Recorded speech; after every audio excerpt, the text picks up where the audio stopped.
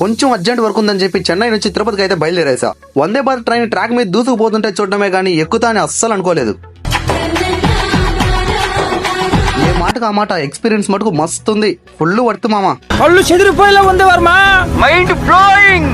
ఏరే లెవెల్ వర్మ. చెన్నై నుండి తిరుపతికి ట్రైన్ లో పోవాలంటే మినిమం 3 అవర్స్, అదే బస్సులో పోవాలంటే 3 నుంచి 4 అవర్స్ ఉంటుంది.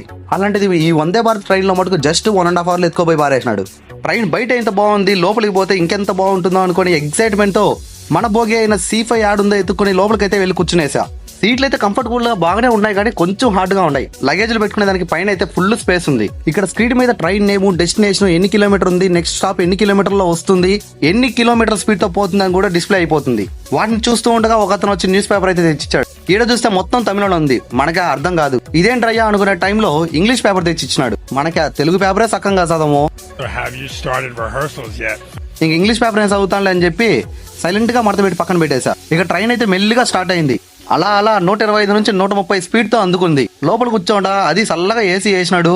నాకేమో స్పీడ్ తెల్లా, కానీ బయట మటుకు దుమ్ము లేపుకుంటా పోతా ఉంటాడు. అలా కాసేపు జర్నీ తర్వాత వాటర్ బాటిల్, టీ పొట్లము, వేడి నీళ్ళు అయితే ఇచ్చేసాడు. తక్కువ సేపు జర్నీ కాబట్టి ఇవి అయితే ఇచ్చినాడు. అదే విజయవాడ వరకు పోయే లోపల స్నాక్స్ అండ్ లంచ్ కూడా ఇస్తారంట. సాటర్డే అయిపోయింది, ఆఫ్టర్నూన్ వరకు ఉపవాసం ఉంటాము, మనం ఇంకేం తింటాంలే అని చెప్పి ఆ పొట్లాలు అయితే బ్యాగ్లో వేసుకునేసినాం.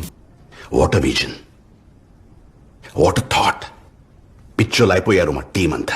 ఆడున్న హాట్ వాటర్ తాగుతూ బయట వ్యూని ఎంజాయ్ చేస్తూ ఉండే లోపు నేను దిగాల్సిన రైల్వే స్టేషన్ రేణుగుంట అయితే వచ్చేసింది. అయినా ఇంత కాస్ట్ ఉంటుంది, ఈ ట్రైన్ లో ఎవడెత్తాడు బాబు అనుకునే లోపల బయట చూస్తే ఇంతమంది జనాలు ఉన్నారు. వామ్మోయ్, దీనికి కూడా మంచి డిమాండే ఉంది అనుకున్నా. సో అర్జెంట్ గా కంఫర్టబుల్ గా వెళ్ళాలనుకుంటే వందే భారత్ మటుకు నేను ప్రిఫర్ చేస్తా. పైసలు మటుకు మీవే అండి, నన్ను అడగ బాగండి. అలా రేణుగుంట నుంచి ఇంటికైతే బయలుదేరేసా.